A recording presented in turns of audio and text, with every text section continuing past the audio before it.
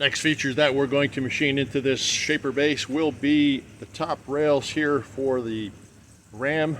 And the reason I'm going to do it that way is so that when I flip it up, these edges here are a lot more accessible to sweep with an indicator to establish the center of all of this down here.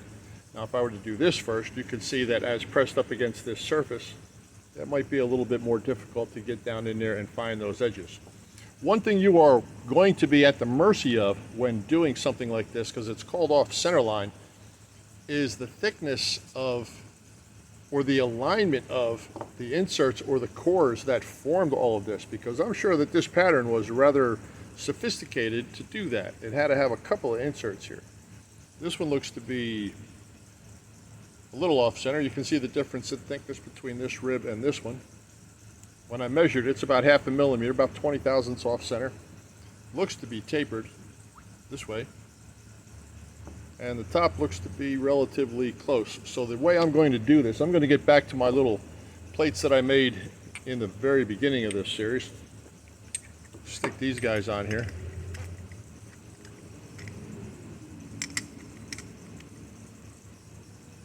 I will clamp it. And going from the outside, because I want everything to be very symmetrical. If this is going to bite me in the end, well, I'll deal with that at a later time. But for now, I want visually symmetrical. When I look at this part, I want everything to be sticking out evenly all over. That's just personal preference. So I'll squeeze it this way. Squeeze it this way. I will tram the inside of the blocks with an indicator, or the outside. It really doesn't matter because the plates are the same thickness. And that will give me the center line that I'm going to work from. So cosmetically, that should keep everything true to the outside of the part. There appears to be a slot right down the center that looks to be more of a casting feature right there, this little radial center line feature here. So I might do that first and then blast it so it looks like a casting, and then everything else will stand out by contrast for working surfaces. That's the first place to start. Take it over to the mill. Let's do it.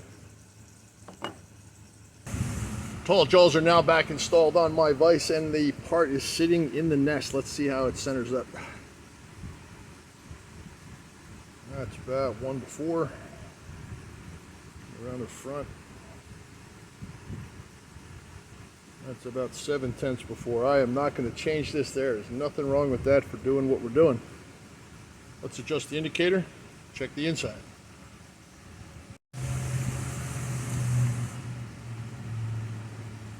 And just for reference, let's take a look at how the inside lines up to the outside. That's about 3.5 before. And I hope you can see this. That's about 4.5 before. As much as I hate running an indicator on a cast surface, this time it's about the only time you're going to see me do that. That is surprisingly close for being a casting. So good job to PM Research for nailing that one. I think it's a good place to start. All right, let's load some cutters, make some chips.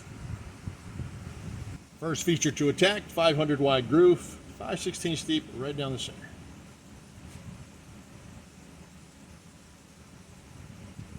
I'll be creeping the table up till I get a witness mark on this end, set my 0, and then bring the table up to the final depth.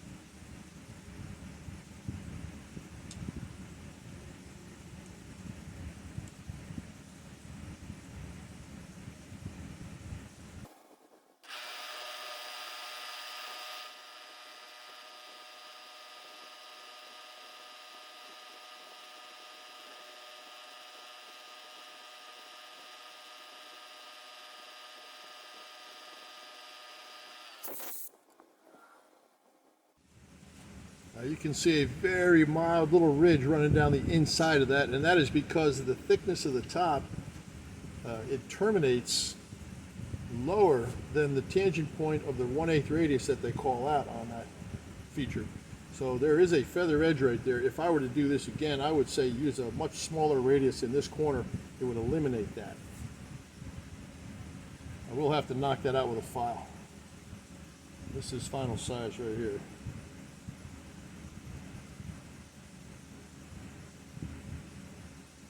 We are right there, but I don't think it needs to be that tight. A little bit more.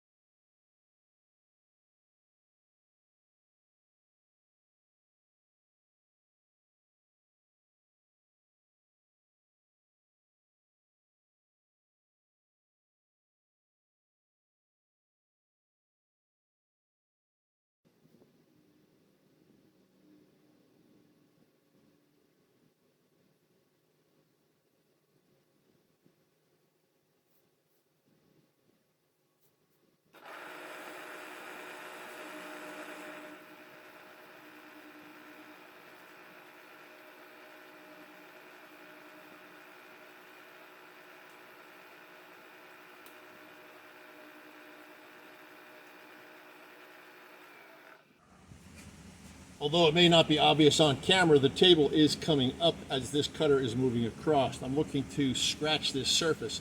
So if it's not cutting here, and it is cutting by the time it gets here, it's not the surface that's skewed. The table, like I said, is rising.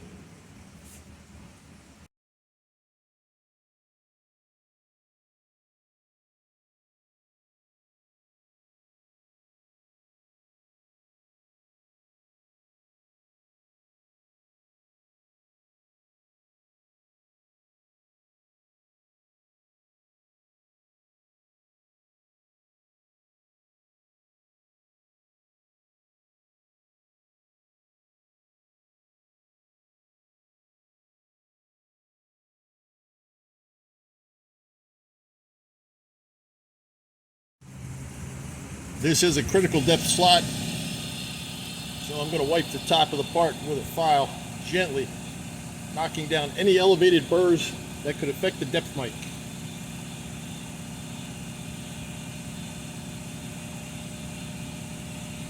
Just let the file float on there, don't take anything off.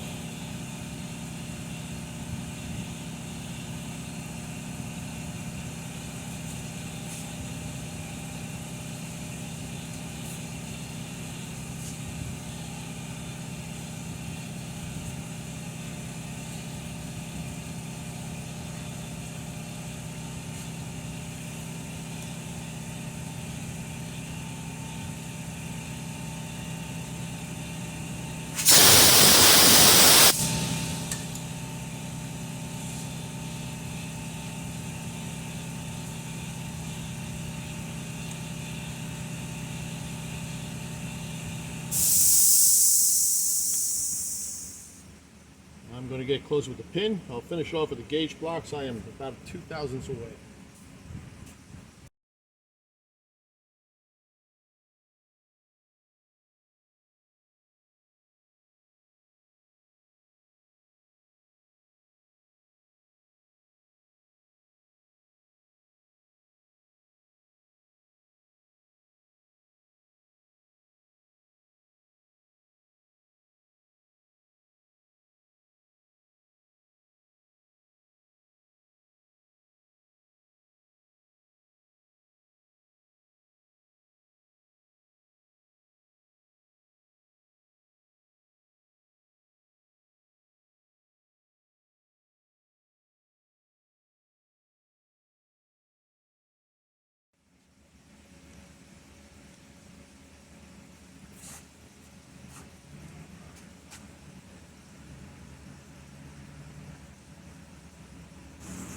Next features we're going to do are the 10 hold down screws for the rails on the top. And since there's really no machining done on either end and it calls out for a central location, this is how I'm going to do it. Lay the scale in there. I know the mating part is 2¼ inches long, so the 3 would be right on center. Got a pointer in the drill chuck. Visually set up using my new Char 6-inch scale. Love it. Nice and bright, easy to read. Zero out the X. Let's pop a bunch of holes in this thing.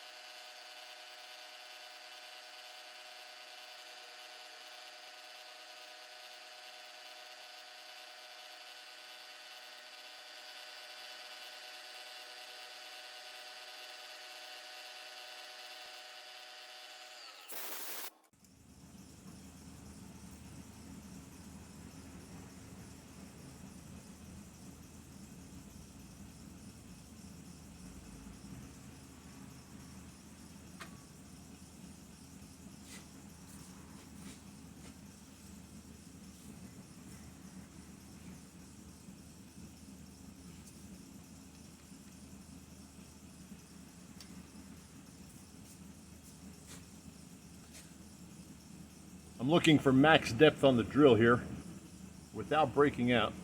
So I'm going to set the depth based on the visual at the bottom of the casting.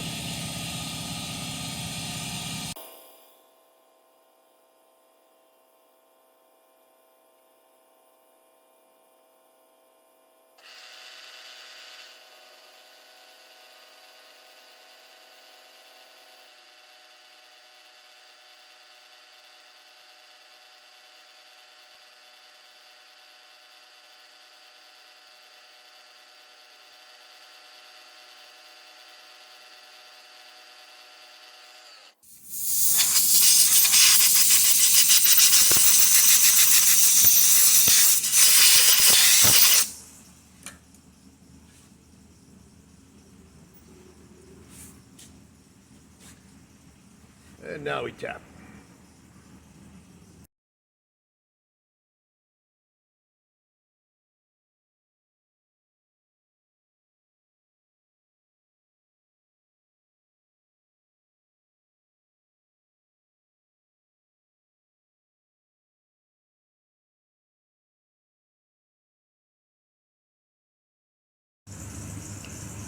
A quick interim look at the progress so far. Everything's been deburred, cleaned up, and the finish that I have on there, I just take a piece of the red fine Scotch-Brite 3M product and just rub it. Takes the hairs off, takes the burrs off, grains everything out real nice. A little more aggressive round on the back right here because I just think that should look like more like a casting than a machined surface. And if I didn't worry about bunging up these areas right here, I'd probably blast it again to make it look exactly like a casting. Next process is to just bring this down 5 thousandths lower than my witness surface. And then chances are, because I can't do the entire back with a Woodruff cutter or a key slot cutter, I may have to put this back in the machine this way and track the thickness of these rails 50-50.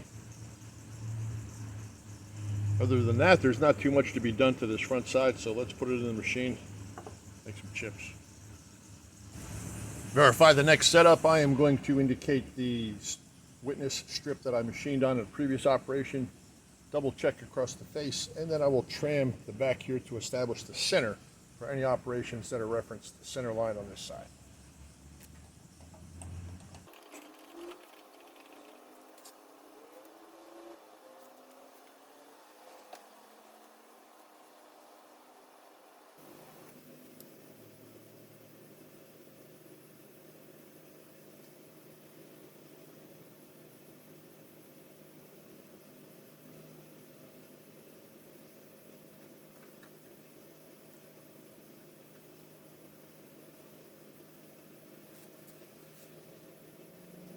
I'm going to use the center line feature of my digital readout. I'm going to zero out on that face right there. I'm going to zero the y-axis, the x-axis right now.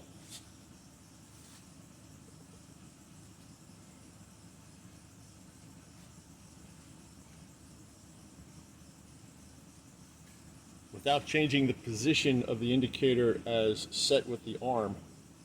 Reverse it 180 degrees and go to the other side. Moving the table, I'm going to re-zero the indicator.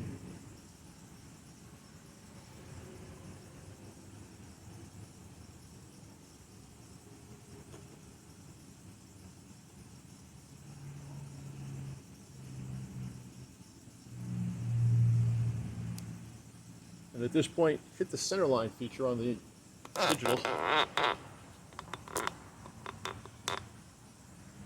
It'll be this guy right here.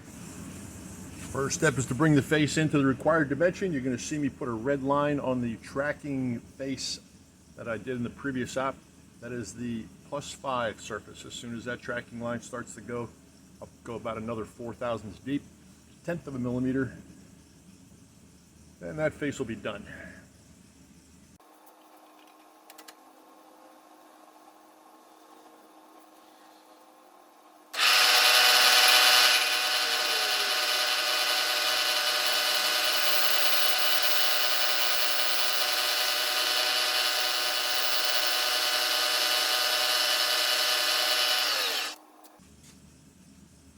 If you look really close, let me zoom in on that for you so maybe you can't see it.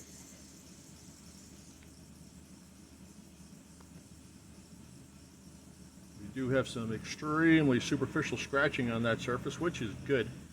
That tells me I'm right where I need to be. I'm taking about 4.5 off right now. And that should give me exactly what I'm looking for. 4.5 more coming off, that surface is done.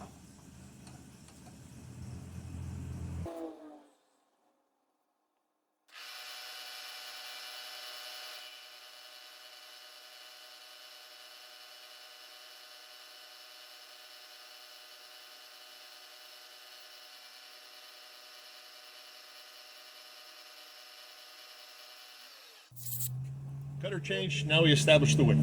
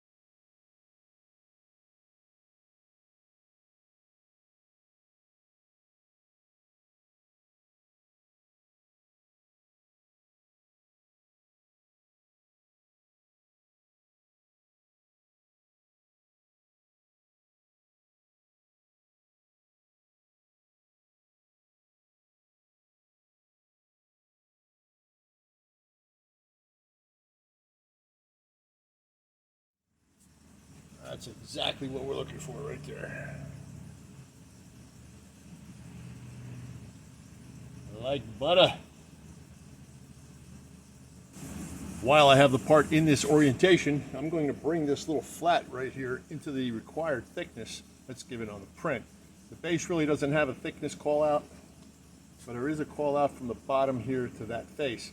Now this is one of those impossible to machine features because they're looking for a sharp corner on either side, and the surface in here is subsurface to everything else. You cannot get a cutter in there. I'm going to use the radius cutter that I used before on the top channel because there's a radius right here. As this thing falls in, I suspect it's going to encounter that, and then I'm going to have to broach the rest actually in order to get that to be the flat surface required. I think they might want to rethink that at a future date. It's a design element that few people will be able to achieve.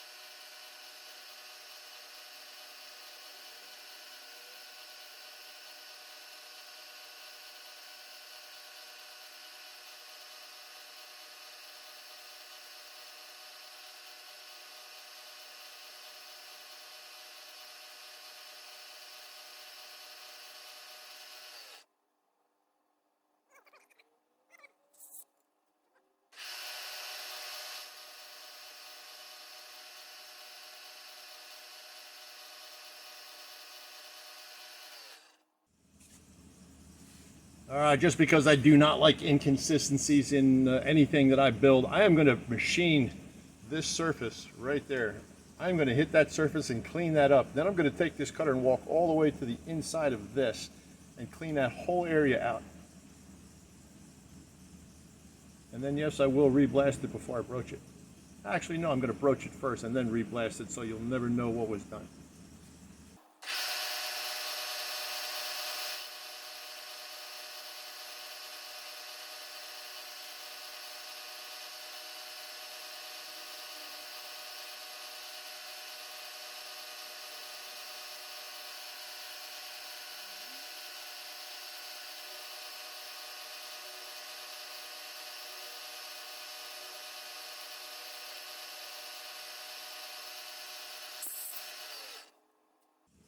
All right, that wraps up that surface. I think I made the right call on that one. I'm going to file it out, clean it up, and the inclusion right there in the casting, the porosity in the casting, there's a stem that goes over top of that, and you'll never see that at assembly. The print calls out for that small land at the bottom to go all the way through the opening in the face of the casting. It is an unmachinable feature without leaving a radius in the corner. I choose not to leave a radius in the corner, so I'm going to broach that whole surface off of there. I may scuff the bottom surface, but I'm just going to have to live with that. So let's see what happens.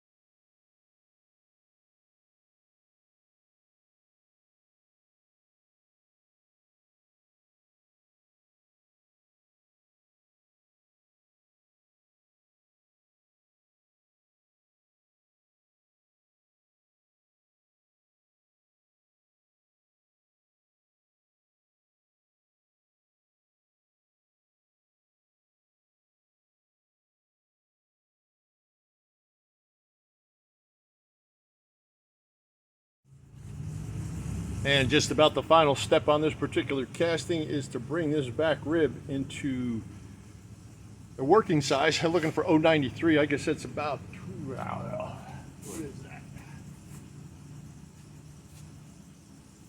It's about 2.4 millimeters. And this is going to have to be done flip this side and then flip to the other side. But since it's against a hard stop, it should be a fairly easy cut. Using a piece of wood to take up the radius on the back of the casting, driving it against the 1, 2, 3 block. And on something like this, when you have to do side to side, I'm going to pay close attention to the clocking of my vise handle. If you don't have a torque wrench, if you don't want to use a torque wrench, paying close attention to the clocking of the handle is a good way to assure the same grip. Let's do it.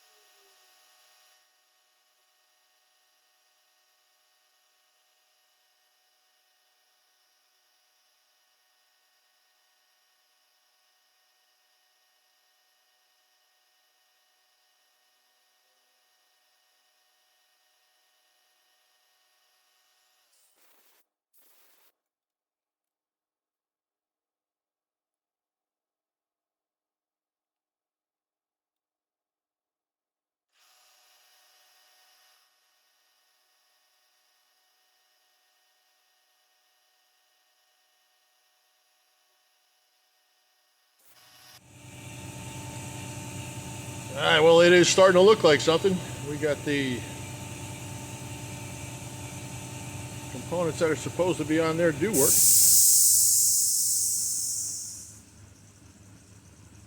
Very pleased with the fit of everything. About 1,000th clearance between all these moving parts. I do not have the hold down rails made for this yet, and the only thing left to do on this is the elevator mechanism at the bottom. I guess you want a closer look at that since that was an unmachinable feature. Let's take a look at how that worked out.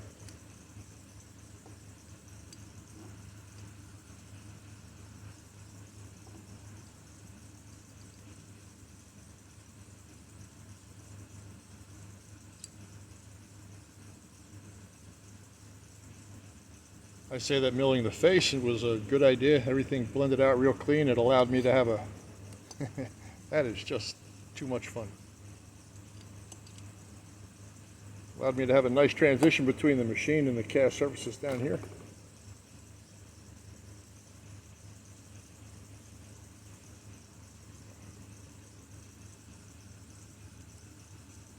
So keep your eye out on that feature, guys. That's going to be a tough one when it comes time to cut that in there. This is a required thickness, and there's a required thickness on the side. It's all, this is fractional, this is decimal, so this is a little bit tighter. There you go. Getting closer. I think we're going to call this one a wrap. It is a hot Saturday afternoon, and there's a Gatorade out there with my name on it. Thanks for tuning in. As always, a pleasure.